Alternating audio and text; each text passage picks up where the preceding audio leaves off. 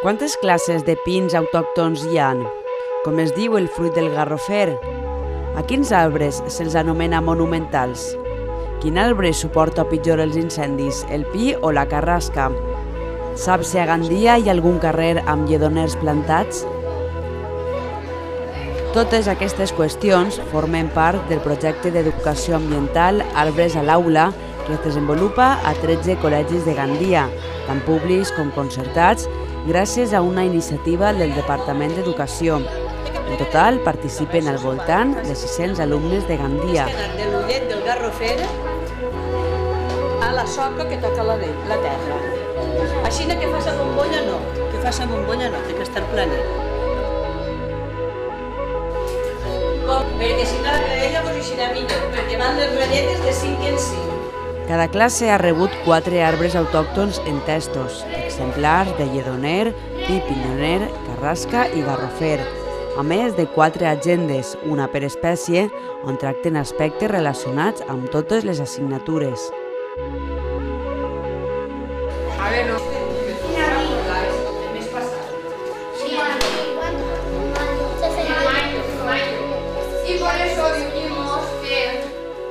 Núria Casas, de visita en aquest col·legi, és la coordinadora del projecte, que ha comptat amb la coordinació tècnica de Xavier Ródenas.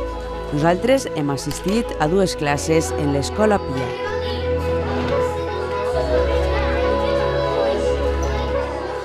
La iniciativa va sortir d'una proposta del Departament d'Educació tenint l'interès de fer alguna activitat perquè els nois de Gandia coneguessin una miqueta més els arbres autòctons de la seva comarca. Aleshores, a partir d'aquí, vam proposar des de 2 empreses externes que ens dediquem, per una banda, a l'educació i, per altra banda, a l'educació ambiental i la gestió del territori i això, els vam proposar aquesta proposta que hem anomenat Arbres a l'Aula. La proposta té, diguem, el seu punt culminant el Dia de l'Arbre. El que passa que sí que el Dia de l'Arbre a Gandia és una activitat molt arrelada, però pensàvem que educativament potser queda una mica curta, perquè donar un arbre a un nen i demanar-li que el planti no deixa de ser una acció bastant puntual i potser no té més transcendència que la del mateix dia. Aleshores, aquesta proposta era, el Dia de l'Arbre, donar a cada classe participant, donar uns quants arbres perquè durant tot un any els cuidessin fins al Dia de l'Arbre de l'any següent, anar-los a plantar a la muntanya. Aleshores, en el moment de plantar aquests arbres, ja els xiquets ja coneixen els arbres, saben coses sobre ells, tenen un interès especial i un amor especial cap a aquests arbres. Aleshores, pensàvem que era una manera bastant bona i bastant eficaç de que coneguessin aquests arbres. És de secà o de regadiu? Regadiu vol dir que necessiten molta aigua per poder viure. I el pi també és de secà. Aleshores, a partir d'aquí, hem elaborat aquest projecte de manera que l'estudi dels arbres es faci des de totes les matèries curriculars. Hem fet uns materials i en aquests materials es treballa, els diferents arbres es treballen des de les matemàtiques, des del coneixement del medi, des de la llengua, l'educació artística, en cada cas aplicant els procediments que ja estudien en aquest cicle de primària, que és el cicle mitjà, aprofitant els procediments que ja es treballen, els puguin aplicar a l'estudi d'aquests arbres. De pinyons i que es van menjar com si foren pipes? No. A on estaven els pinyons? Dins del plat. Però les garrofes moures, els fruits del garrofer. La proposta es va oferir a tots els centres públics i concertats i dels 20 centres que hi ha a Gandia, 13 han decidit participar-hi. És una proposta que s'ofereix al cicle mitjà, comencen a tercer l'activitat i, clar, agafa 2 cursos escolars, perquè com que va de febrer a febrer, comencen a tercer i ho continuen a quart. I la idea és que el següent any els alumnes dels nous tercers, els nous que pugin a tercer, comencin un altre cop l'activitat mentre els de quart l'estan acabant i es vagi fent el cicle aquest. ¿Cuál quieres medir primero? O mides tú uno y después otro que salga. Tú eres el... A ver, por aquí. busca el cero. Muy bien. Muy bien. Pincha, ¿eh? Sí que pincha. ¿Llegas? O si quieres, coge tú de abajo. Yo lo estiraré. Espera. No, es que si no, no lo medimos bien. Marta, coge de abajo. ¿Vale? Abajo, pincha. 31, ha crecido muchísimo, ¿eh?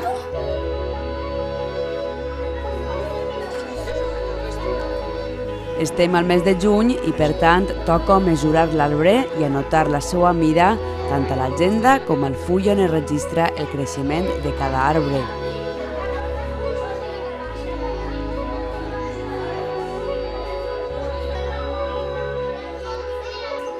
Aquest tipus d'activitat està plantejada de forma flexible per a que cada professor pugui adaptar-la a la seva programació. Ho hem deixat bastant obert al criteri de cada professor. Hem elaborat un material que es diuen agendes, perquè en les agendes sí que es plantegen activitats de forma mensual. Dintre de cada mes hi ha una observació dels arbres i algunes investigacions. Les observacions sí que demanem que es facin una vegada al mes i, en canvi, les investigacions ja cada mestre s'organitza com vol. Si vol aprofitar per treballar-ho a coneixement del medi o, en canvi, potser hi ha mestres que en algun momentet de cada matèria, un momentet de llengua, treuen les agendes i treballen un poema que hi ha sobre els arbres. En algun moment de matemàtiques fan alguna gràfica sobre el creixement dels arbres. I llavors això, en general, potser ho fan setmanalment o cada 2 setmanes, però ja és bastant obert. Aquesta iniciativa ha sigut molt ben rebuda als centres escolars, tal com hem pogut comprovar en aquestes classes de l'Escola Pia. Doncs d'entrada estan molt motivats els grups. De seguida que vam portar-los els arbres a les aules, els alumnes van quedar encantadíssims. Els hi vam explicar que era un encàrrec de part de l'Ajuntament directament a ells, un encàrrec important, que és tenir cura de 4 éssers vius durant tot un any i aconseguir que durant aquest any creixin i es desenvolupin correctament perquè després puguin ja viure en condicions a la muntanya.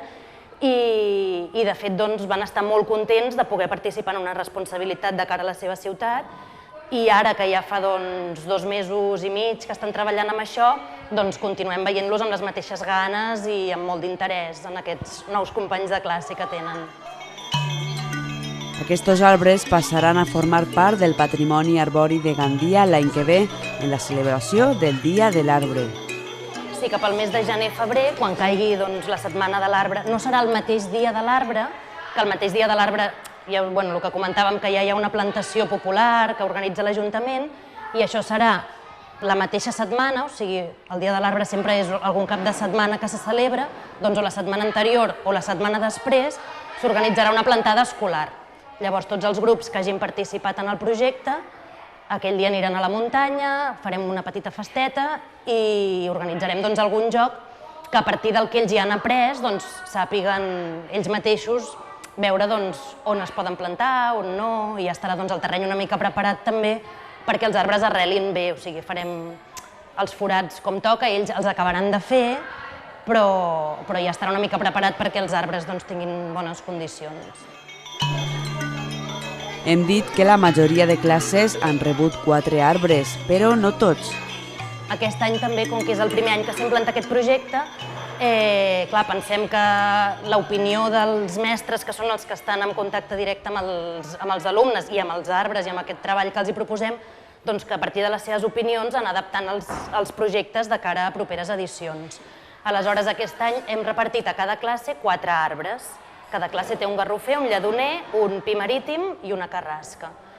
Hi ha hagut 2 centres que també per fer una mica la prova, en lloc de 4 arbres a cada classe, hem donat 2 arbres per classe, per veure com va millor, de quina manera va millor. De moment ens diuen que si en tinguessin 4 també els aniria bé perquè els està agradant el treball i estan contents.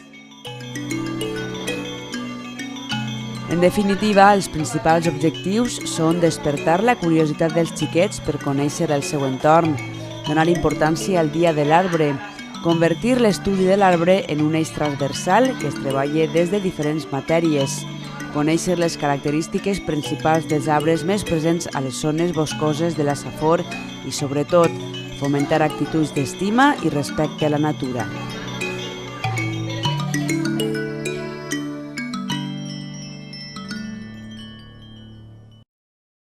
Gràcies.